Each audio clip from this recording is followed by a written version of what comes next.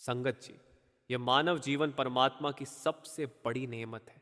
इस संसार में जन्म लेना तो सबको मिलता है, लेकिन इस जन्म का असली मकसद वही समझ पाता है जिसे सतगुरु की कृपा से रूहानी रास्ता दिखाया जाता है। हम सब जानते हैं कि आत्मा इस शरीर में कैद है, यह माया और कर्मों के जाल में फंसी हुई है। आत्मा का घर ऊपर है, जहां परम शांति और अनंत आनंद है, लेकिन वह अपने मूल स्थान से बिछुड़कर इस संसार में आकर दुख और सुख के फेरों में उलझी हुई है।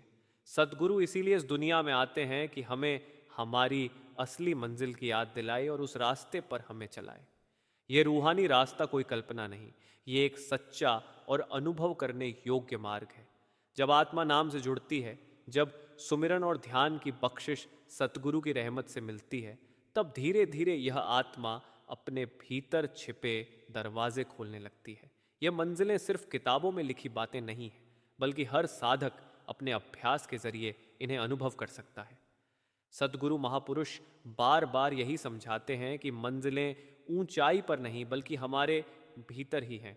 जिस तरह कोई यात्री किसी दूर देश की यात्रा करता है और रास्ते में कई पड़ाव आते हैं, उसी तरह आत्मा की यात्रा में भी कई पड़ाव हैं। इन पड़ावों को हम खंड, लोक या मंजिलें कह सकते हैं, लेकिन असली बात यह है कि आत्मा का सफर सतगुरु की रहमत के बिना मुमकिन नहीं। एक समय की बात है, एक साधक सतगुरु के पास पहुंचा। उसने पूछा, मालिक, ये मंजिलें कैसी होती हैं? जब हम इस रास्ते पर चलते हैं तो हमें क्या क्या दिखाई देता है? सतगुरु मुस्कुराए और बोले, बेटा, ये मंजिलें शब्दों से नहीं समझाई जा सकती। जैसे मिठास का स्वाद कोई उस इंसान को कैसे समझाए जिसने कभी चीनी छकी ही ना हो, उसी तरह जब तक आत्मा अभ्यास नहीं करती, तब तक वह मंजिलों की हकीकत को महसूस नहीं कर सकती। हाँ, इतना ज़रूर कह सकते हैं कि ये मंजिलें बढ़ते हुए आनंद, बढ़ती हुई रोशनी और बढ़ती हुई शांति की ओर ले जाती हैं। सदगुरु हमें समझाते हैं कि पहला कदम है सुमिरन और ध्यान। जब हम मन को नाम में लगाते हैं, जब आंखें मूंद कर भीतर ध्यान देते हैं, तब धीरे धीरे यह मन शांत होने लगता है। पहले पहल मन इधर उधर भागता है, सांसारिक विचार सताते हैं, लेकिन जब नाम की शक्ति काम करती है तो आत्मा धीरे धीरे ऊपर उठने लगती है। यही पहला दरवाज़ा है, यही पहला अनुभव है। मन रे सदगुरु का भाणुधर, नाम बिना सब झूठी आस, राह दिखाए जो सच्चा गुरु, ले चले पार कर दरिया खास। इस शब्द का भाव है कि मन को सतगुरु के बताए नाम में लगाना चाहिए। बाकी सब आशाएं झूठी हैं। असली रास्ता वही दिखाता है जो सच्चा सतगुरु होता है, और वही हमें इस संसार रूपी दरिया से पार उतारता है। जैसे जैसे साधक अभ्यास करता है, भीतर एक नई दुनिया खुलने लगती है। कभी अंधकार दिखाई देता है, कभी रंग बिरंगी रोशनियां झलकती हैं, कभी संगीत की हल्की धुनें सुनाई देती हैं। ये सब संकेत हैं कि आत्मा धीरे धीरे मंजिल की तरफ बढ़ रही है। पर ये सब मंजिल नहीं बल्कि रास्ते के पड़ाव हैं। असली मंजिल तो बहुत ऊपर है, जहां आत्मा अपने असली घर में जाकर ठहरती है। सदगुरु सिखलाते हैं कि मंजिलें पाने के लिए धैर्य और श्रद्धा चाहिए। मन तुरंत फल चाहता है, लेकिन रूहानी सफ़र का नियम है कि धीरे धीरे साधना करनी होती है। हर दिन नाम का अभ्यास करना, सदगुरु के बताए हुए नियमों पर चलना, सच्ची कमाई करना, यही साधक का कर्तव्य है। जो इंसान इन सिद्धांतों पर चलता है, उसकी आत्मा मंजिल तक जरूर पहुंचती है। एक बार बाबा सावन सिंह जी महाराज के समय की बात है। एक साधक ने उनसे पूछा, महाराज, यह मंजिलें कितनी दूर हैं? बाबा जी ने बड़ी सरलता से कहा, बेटा, ये मंजिलें उतनी ही दूर हैं जितनी तुम्हारी आंखों और कानों के बीच की दूरी है। मतलब यह है कि आत्मा का असली सफ़र बाहर नहीं, भीतर है। बस मन की आंखें खोलनी हैं, कानों से उस अनहद नाद को सुनना है, और फिर आत्मा मंजिल की ओर बढ़ने लगती है। आंख मूंद भीतर देख, कान धर शब्द की ओर। गुरु के रहमो करम से मिल जाए तुझको हजारों ठौर। रूहानी रास्ते की पहली मंजिल मन के वश में आना है। जब तक मन शांत नहीं होता, आत्मा का सफ़र शुरू नहीं होता। सदगुरु मन को नाम के जरिए बांधते हैं। ये नाम कोई शब्द नहीं, ये तो परमात्मा की शक्ति का रूप है। जब आत्मा नाम से जुड़ती है, तब मन की बेड़ियां धीरे धीरे ढीली होने लगती हैं। संगत जी, आज के समय में इंसान बाहर की मंजिलों में इतना उलझा हुआ है कि भीतर की मंजिलों की ओर ध्यान ही नहीं देता। हम सोचते हैं कि दौलत, शोहरत, रिश्ते ही मंजिल हैं, लेकिन जब जीवन का अंत आता है तो समझ आता है कि ये सब अस्थाई था। असली मंजिल तो वही है जो मृत्यु के बाद भी साथ रहे। वही मंजिल है परमात्मा का घर। इसलिए सद्गुरु कहते हैं कि इस जीवन को व्यर्थ मत गंवाओ। हर रोज अभ्यास करो, जितना हो सके नाम का सुमिरन करो। जैसे प्यासा इंसान पानी खोजता है, वैसे ही आत्मा को परमात्मा की प्यास से तरबतर करना चाहिए। जब यह प्यास गहरी हो जाती है, तब मंजिल खुद चलकर आत्मा के सामने आ जाती है। संत महापुरुष अक्सर समझाते हैं कि आत्मा की मंजिलें कोई बाहरी यात्रा नहीं, बल्कि एक आंतरिक सफर है। बाहर की दुनिया में मंजिल तक पहुंचने के लिए हमें पैदल चलना पड़ता है, गाड़ी या जहाज लेना पड़ता है, लेकिन भीतर की यात्रा में साधन अलग है। वहाँ पैर काम नहीं आते, न ही कोई साधन या बाहरी यंत्र मदद कर सकते हैं। आत्मा का वाहन है नाम, उसकी शक्ति है सुमिरन और उसका सहारा है सतगुरु। यही साधन हमें धीरे धीरे मंजिल की तरफ ले जाते हैं। सतगुरु बार बार कहते हैं कि आत्मा की यात्रा का पहला पड़ाव है मन से लड़ाई। यह मन ही है जिसने आत्मा को नीचे बांध रखा है। मन की आदत है कि इसे दुनिया की चकाचौंध अच्छी लगती है। कभी धन, कभी मान प्रतिष्ठा, कभी रिश्ते और इच्छाएं, मन इन्हीं में भटकता रहता है। लेकिन जब सद्गुरु नाम की बख्शिश देते हैं तो आत्मा को एक नया सहारा मिलता है। यह सहारा ऐसा है कि साधक धीरे धीरे मन पर काबू पाने लगता है। एक बार बाबा जी से किसी ने पूछा, मालिक, ये मन इतना शक्तिशाली क्यों है कि साधक हर बार हार जाता है? बाबा जी ने बहुत प्यारी बात कही, मन शक्तिशाली इसलिए है क्योंकि तुम इसे हर रोज ताकत देते हो। जब तुम इसे वासनाओं और इच्छाओं से पोषण देते हो तो यह मजबूत होता है। अगर तुम इसे नाम से पोषण दो तो यह शांत हो जाएगा और आत्मा आजाद होने लगेगी। मन को मारे सो ही वीर, नाम बिना सब झूठा पीर। सद्गुरु दे जब नाम का दान, तब कटे मन का सब अभिमान। इस शब्द का भाव है कि सच्चा वीर वही है जो अपने मन को जीत ले। बिना नाम के कोई भी पीर संत वास्तविक नहीं। सद्गुरु जब नाम की दात देते हैं तभी मन का अहंकार मिटता है और आत्मा सफर शुरू करती है। रूहानी रास्ते की मंजिलें जैसे जैसे खुलती हैं, आत्मा के सामने नए नए दृश्य आते हैं। शुरुआत में अंधकार छंटता है, फिर रोशनी दिखाई देती है। जैसे भोर की पहली किरण अंधकार को मिटा देती है, वैसे ही भीतर नाम का प्रकाश जीवन में उजाला कर देता है। ये रोशनी साधक के विश्वास को मजबूत करती है और आत्मा को और ऊपर खींचती है। कई साधक शुरुआत में जब ध्यान लगाते हैं तो धैर्य खो देते हैं। उन्हें लगता है कि कुछ दिखाई क्यों नहीं दे रहा, कुछ सुनाई क्यों नहीं दे रहा। लेकिन सद्गुरु समझाते हैं कि अभ्यास धैर्य और विश्वास से करना चाहिए।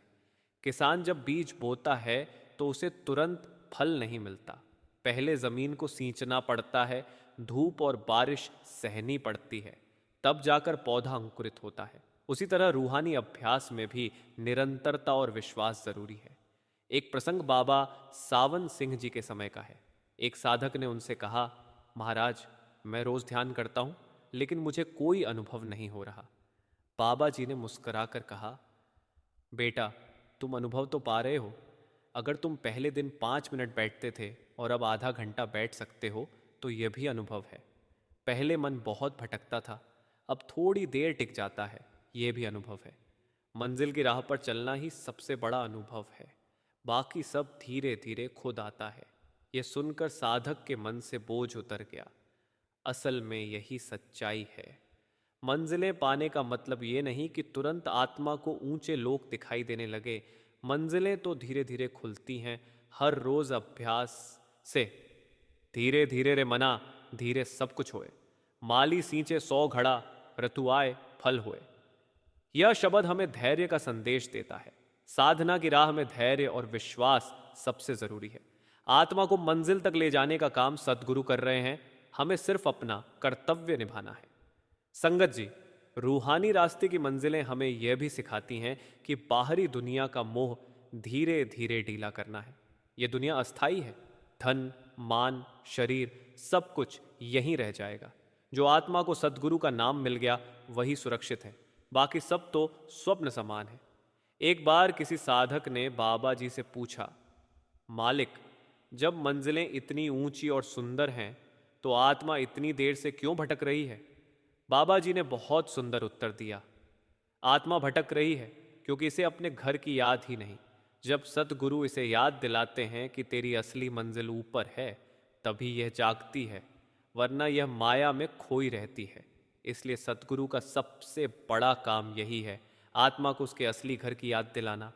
घर अपना छोड़ पराए में आत्मा क्यों भटकी रे, गुरु संग नाम जपे तो राह मिलन की पकड़ी रे। यह शब्द हमें बताता है कि आत्मा अपना घर छोड़कर पराये में भटक रही है। जब सद्गुरु का साथ और नाम मिलता है तब असली मिलन की राह पकड़ में आती है। संगत जी, ये मंजिलें आत्मा की शक्ति को प्रकट करती हैं। आज हम अपने को बहुत छोटा मानते हैं, सोचते हैं कि हम कमज़ोर हैं, कुछ कर नहीं सकते। लेकिन सद्गुरु हमें बताते हैं कि आत्मा असीम शक्ति वाली है। जब यह अपने घर लौटेगी तो इसे पता चलेगा कि इसमें कितना आनंद, कितनी ताकत और कितनी शांति है। सद्गुरु महापुरुष समझाते हैं कि रूहानी रास्ता आसान नहीं है, लेकिन असंभव भी नहीं है। जब इंसान सच्चे दिल से कोशिश करता है और सद्गुरु के बताए मार्ग पर चलता है तो मंजिल की ओर कदम कदम बढ़ता जाता है। असली रुकावट बाहर की नहीं बल्कि भीतर की है। मन और इंद्रियां बार बार आत्मा को नीचे खींचती है और आत्मा बार बार ऊपर उड़ना चाहती है। यह संघर्ष ही साधना है। साधक को हर रोज अभ्यास करना पड़ता है। कभी ध्यान में अंधेरा आता है, कभी थकान होती है, कभी मन कहता है कि आज मत बैठो। लेकिन अगर साधक धैर्य रखे और निरंतरता बनाए रखे तो धीरे धीरे भीतर का पर्दा हटने लगता है। यही सद्गुरु की कृपा है कि वह हमारी छोटी सी मेहनत को भी स्वीकार कर लेते हैं और हमें मंजिल की ओर ले जाते रहते हैं। सद्गुरु अक्सर यह भी कहते हैं कि मंजिल पाने के लिए सिर्फ ध्यान ही काफी नहीं, जीवन को भी साफ और पवित्र बनाना पड़ता है। अगर हम बाहर बुरे कर्म करते रहें और भीतर ध्यान लगाएं तो यह सफर आगे नहीं बढ़ सकता।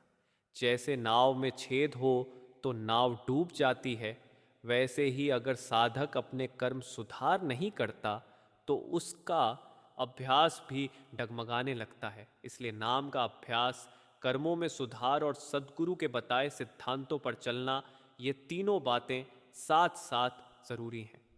एक बार किसी साधक ने पूछा, मालिक, मंजिलें कैसी दिखती हैं? क्या वहाँ सचमुच नदियाँ, बाग और महल हैं जैसा कि किताबों में लिखा है? बाबा जी ने बहुत ही स्पष्ट उत्तर दिया, बेटा, मंजिलें वर्णन से परे हैं। जो भी कुछ लिखा गया है वह केवल प्रतीक है। वहाँ की असली सुंदरता शब्दों में नहीं कही जा सकती। आत्मा जब अनुभव करती है तो समझती है कि यह तो कल्पना से भी परे है। जिस आनंद और शांति की बात यहाँ की भाषा में नहीं हो सकती, वही मंजिलों में मिलता है। संगत जी, ये मंजिलें आत्मा को परत दर परत ऊपर ले जाती हैं। पहले मन का पर्दा हटता है, फिर इंद्रियों का आकर्षण ढीला पड़ता है, फिर धीरे धीरे आत्मा अपने असली स्वरूप में आने लगती है। यह सफर अपने आप में एक अद्भुत अनुभव है। यही बात संत महापुरुष शब्दों में बार बार समझाते आए हैं। नाम बिना ना ही छुटकारा, ये बात सतगुरु समझाए। मन माया के बंधन टूटे जब आत्मा शब्द मिल जाए। इस शब्द में भी यही कहा गया है कि नाम के बिना छुटकारा नहीं। सतगुरु ही यह बात समझाते हैं। मन और माया के बंधन तब टूटते हैं जब आत्मा शब्द से जुड़ जाती है। इसका भाव यही है कि रूहानी रास्ते की मंजिलों तक पहुंचने का एकमात्र साधन शब्द है। बाकी सब साधन अधूरे हैं। चाहे कोई कितनी भी विद्या पढ़ ले, चाहे कोई कितने भी तीर्थ कर ले, लेकिन अगर शब्द से आत्मा नहीं जुड़ी तो मंजिल नहीं मिल सकती। शब्द ही वह शक्ति है जो आत्मा को ऊपर खींचती है और परमात्मा तक ले जाती है। संगत जी, मंजिलें आत्मा को अपने मूल की याद दिलाती है। हम सब परमात्मा के अंश हैं। हमें यहाँ भेजा गया ताकि हम अनुभव करें, सीखें और फिर लौट कर अपने घर जाएं। लेकिन हम यहाँ मोह माया में ऐसे उलझे कि अपने असली घर को भूल गए। सद्गुरु का आना इसीलिए होता है कि हमें यह याद दिलाए कि हमारी मंजिल कहीं और है। एक बार की बात है, एक यात्री जंगल में रास्ता भटक गया। कई दिन तक वह इधर उधर भटकता रहा, भूखा प्यासा हो गया। फिर अचानक उसे एक राहगीर मिला जिसने कहा, तुम्हारा घर तो इस रास्ते से है, तुम तो उलटे रास्ते पर जा रहे हो। उस यात्री ने उसकी बात मानी और धीरे धीरे अपने घर की ओर चल पड़ा। ठीक उसी तरह सद्गुरु हमें बताते हैं कि तुम जिस रास्ते पर चल रहे हो वह तुम्हें मंजिल तक नहीं ले जाएगा। मंजिल तक वही पहुंचा सकता है जो सही रास्ता दिखाए। सतगुरु महापुरुष समझाते हैं कि आत्मा की मंजिलें केवल ऊपर की ओर नहीं बल्कि भीतर की ओर खुलती हैं। जिस क्षण साधक आंखें मूंद कर सुमिरन करता है वह दरअसल अपने भीतर की यात्रा शुरू करता है। यह यात्रा धीरे धीरे उसे बाहर के मोह माया से हटाकर भीतर की सच्चाई की ओर ले जाती है। रूहानी रास्ते की मंजिलें आत्मा को उसकी असली पहचान कराती हैं। जब तक इंसान केवल शरीर और मन को ही अपना मानता है तब तक वह दुखों में फंसा रहता है। लेकिन जब आत्मा अपने भीतर के प्रकाश और शब्द का अनुभव करने लगती है तब उसे एहसास होता है कि वह इस नश्वर शरीर से कहीं बढ़कर है। यही आत्मा का पहला बड़ा अनुभव है। सद्गुरु अक्सर समझाते हैं कि मंजिलें आत्मा के सफर की सीढ़ियां हैं। पहली सीढ़ी है मन का नियंत्रण। जब साधक नाम में टिकता है तो धीरे धीरे मन शांत होने लगता है। दूसरी सीढ़ी है भीतर की रोशनी का अनुभव। तीसरी सीढ़ी है अनहद शब्द की ध्वनि सुनना। और इसके बाद आत्मा ऊपर ऊपर उठती जाती है जब तक कि वह परमात्मा के घर तक न पहुंच जाए। एक बार किसी साधक ने बाबा जी से पूछा, मालिक, जब आत्मा मंजिलों पर जाती है तो क्या वह लौटकर फिर नीचे आ सकती है?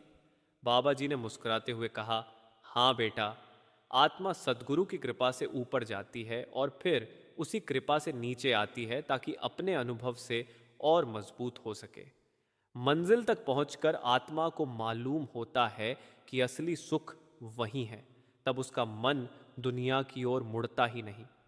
संगत जी, मंजिलें पाने के लिए एक साधक को बहुत धैर्य रखना पड़ता है। मन बार बार कहेगा कि कुछ हासिल नहीं हो रहा, लेकिन सद्गुरु का संदेश यही है कि मेहनत करते रहो, मंजिल अपने समय पर मिलती है। आत्मा का काम है अभ्यास करना और मंजिल तक पहुंचाना सतगुरु का काम है। जैसे किसी किसान को फसल बोने के बाद तुरंत फल नहीं मिलता, वैसे ही साधक को भी फल धीरे धीरे मिलता है। यह मंजिलें समय के साथ खुलती हैं। हर दिन का अभ्यास आत्मा को थोड़ा थोड़ा ऊपर उठाता है। इसी सत्य को संत महापुरुष शब्दों में समझाते हैं। करते रहो नाम का सुमिरन, मन की गांठें खुलेंगी रे, सतगुरु की रहमत से मंजिलें मिलेंगी रे। इस शब्द में भी यही कहा गया है कि साधक अगर निरंतर नाम का सुमिरन करता रहे तो मन की गांठें खुलने लगती हैं, और जब सतगुरु की रहमत होती है तब आत्मा को मंजिलें मिलती हैं।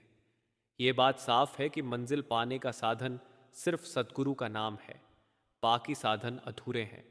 अगर हम सच्चे दिल से नाम में टिक जाए तो सतगुरु खुद हमारी आत्मा को मंजिल तक पहुंचा देंगे। संगत जी, ये मंजिलें कोई दूर नहीं हैं, ये हमारे भीतर ही छिपी हुई हैं। हमें केवल आंखें मूंद कर भीतर झांकना है। जब सतगुरु की कृपा होती है तो यह पर्दा हटता है और आत्मा अपने असली घर की ओर सफर शुरू करती है। एक बार बाबा सावन सिंह जी के समय की बात है। एक साधक ने कहा, महाराज, ध्यान करते समय मुझे कोई अनुभव नहीं होता। बाबा जी ने प्रेम से कहा, बेटा, अगर तू सच्चे दिल से बैठ रहा है तो यह भी अनुभव है। तेरी कोशिश ही तेरे लिए मंजिल की राह बना रही है। असली अनुभव तुझे समय पर मिलेगा। साधक की आंखों में आंसू आ गए। उसने महसूस किया कि सद्गुरु हर छोटी कोशिश को भी स्वीकार करते हैं। संगत जी, आत्मा का सफर मंजिलों की ओर तभी सफल होता है जब साधक के भीतर गहरी प्यास होती है। ये प्यास ही आत्मा को अभ्यास के लिए प्रेरित करती है। जब तक मन को दुनिया प्यारी लगती है तब तक आत्मा मंजिल की ओर ध्यान नहीं देती। लेकिन जब आत्मा सतगुरु की रहमत से यह समझ लेती है कि असली सुख दुनिया में नहीं बल्कि भीतर है, तब यह प्यास जाग उठती है। यही प्यास मंजिल की राह में सबसे बड़ा सहारा है।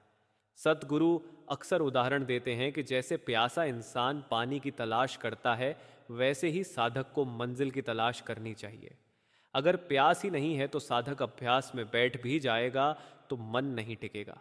लेकिन जब प्यास गहरी होती है तो साधक ध्यान में बैठकर सब कुछ भूल जाता है और केवल नाम में डूब जाता है। यही स्थिति आत्मा को मंजिल की ओर खींचती है। एक बार किसी साधक ने बाबा जी से कहा, मालिक, ध्यान में बैठते ही मन बहुत भटकता है। कभी पुरानी बातें याद आती हैं, कभी भविष्य की चिंता। बाबा जी ने उत्तर दिया, बेटा, यह मन का स्वभाव है। जैसे गंदे तालाब में कीचड़ हिलाने से सतह पर आता है, वैसे ही ध्यान में बैठने से मन के विचार सतह पर आने लगते हैं। लेकिन अगर तू धैर्य रखेगा और बैठा रहेगा तो धीरे धीरे ये कीचड़ नीचे बैठ जाएगा और पानी साफ दिखने लगेगा। यही धैर्य आत्मा को मंजिल तक ले जाता है। मंजिलें कोई एक दिन में नहीं मिलती। ये सफ़र लंबा है और इसमें सतगुरु की रहमत और साधक की मेहनत दोनों चाहिए। मंजिल की ओर बढ़ते हुए साधक को कई अनुभव होते हैं। कभी भीतर सुरीली ध्वनि सुनाई देती है, कभी प्रकाश की झलक दिखती है, कभी अनोखी शांति का अनुभव होता है। लेकिन संत महापुरुष कहते हैं कि इन अनुभवों में उलझना नहीं चाहिए। ये तो रास्ते के संकेत हैं, असली मंजिल इनसे भी आगे है। अगर साधक इन संकेतों को ही मंजिल मान ले तो सफ़र अधूरा रह जाएगा। संगत जी, सद्गुरु हमें समझाते हैं कि मंजिल तक पहुंचने के लिए सबसे ज़रूरी है समर्पण। जब तक साधक अपने मन, बुद्धि और अहंकार को सद्गुरु के चरणों में नहीं रखता, तब तक मंजिल नहीं मिलती। समर्पण का अर्थ है सद्गुरु पर पूरा भरोसा करना, चाहे हालात कैसे भी हों। एक बार की बात है, एक साधक नदी पार कर रहा था। नाविक से उसने पूछा, क्या तुम जानते हो कि नदी कितनी गहरी है? नाविक ने कहा, मुझे गहराई नहीं पता, लेकिन मुझे इतना भरोसा है कि यह नाव मुझे पार पहुंचा देगी। उसी तरह साधक को मंजिल की गहराई जानने की जरूरत नहीं। उसे बस सतगुरु की नाव पर बैठना है और भरोसा रखना है कि सतगुरु उसे पार पहुंचा देंगे। इसी सत्य को संत महापुरुष अपने शब्दों में बार बार समझाते हैं। गुरु बिन कौन दिखाए राह, अंधेरे में सब भटके रे, नाम की डोरी थाम ले तो मंजिल तेरे संग चले रे। इस शब्द में भी यही कहा गया है कि गुरु के बिना कोई राह नहीं दिखा सकता। अंधेरे में सब भटकते रहते हैं, लेकिन अगर नाम की डोरी पकड़ ली जाए तो मंजिल खुद साथ चलने लगती है। संगत जी, मंजिलें आत्मा को उसके मूल से मिलाने का जरिया है। जब आत्मा अपने घर पहुंचती है तो उसे ऐसा आनंद मिलता है जिसका वर्णन शब्दों में नहीं हो सकता। वही आनंद इस जीवन का असली मकसद है। सतगुरु हमें यही सिखाते हैं कि हर पल नाम में जियो, हर हाल में शांति रखो और मंजिल की ओर सफ़र करते रहो। मंजिल चाहे देर से मिले, लेकिन मिलेगी ज़रूर, क्योंकि सतगुरु का वादा कभी अधूरा नहीं होता।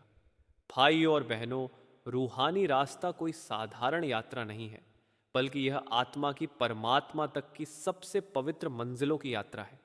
यह रास्ता हमें जीवन का असली अर्थ सिखाता है और बताता है कि असली ठिकाना कहाँ है। इस मार्ग पर कदम कदम पर सद्गुरु का सहारा, उनका प्रेम और उनकी कृपा ही साधक को संभालते हैं। जब इंसान अपने मन को जीत लेता है, सुमिरन और ध्यान को जीवन का आधार बना लेता है, तो धीरे धीरे आत्मा अपनी असली मंजिलों की ओर उड़ान भरने लगती है। ये मंजिलें कोई बाहर की जगह नहीं, बल्कि आत्मा की अपनी भीतरी परतें हैं, जहाँ प्रकाश, सुरत, शब्द और प्रभु का नूर बसा हुआ है। सद्गुरु बार बार यही समझाते हैं कि हमें संसार के माया जाल में उलझकर नहीं रहना, बल्कि मन को साधकर नाम के सहारे भीतर की ओर लौटना है। जब इंसान इस मार्ग पर धैर्य, विश्वास और प्रेम से चलता है तो मंजिलें अपने आप करीब आती जाती हैं। यह यात्रा धीरे धीरे आत्मा को उस असीम सागर में मिला देती है जहाँ कोई अलगाव नहीं, कोई दुख नहीं, बस प्रेम और शांति है। एक बुजुर्ग का किस्सा है। वे जीवन भर अपने बच्चों और परिवार के लिए मेहनत करते रहे, लेकिन जब बुढ़ापे में अकेले हुए तो उन्हें भीतर से खालीपन महसूस हुआ। वे सद्गुरु की शरण में गए और सुमिरन ध्यान को अपनाया। धीरे धीरे उनके भीतर की बेचैनी शांति में बदल गई। वे कहते थे कि अब मुझे मृत्यु का डर नहीं है, क्योंकि मैंने अपने असली घर की झलक पा ली है। यही रूहानी रास्ते का वरदान है जो इंसान को जीवन में ही उस सच्ची मंजिल से मिला देता है। बाबा जी अक्सर समझाते हैं कि यह रास्ता प्रेम और अभ्यास का रास्ता है। मन चाहे कितना भी बहकाए, कर्म चाहे कितने भी रोड़े डालें, पर यदि इंसान सद्गुरु की शरण में रहकर सुमिरन और ध्यान करता है तो मंजिलें अपने आप मिल जाती हैं।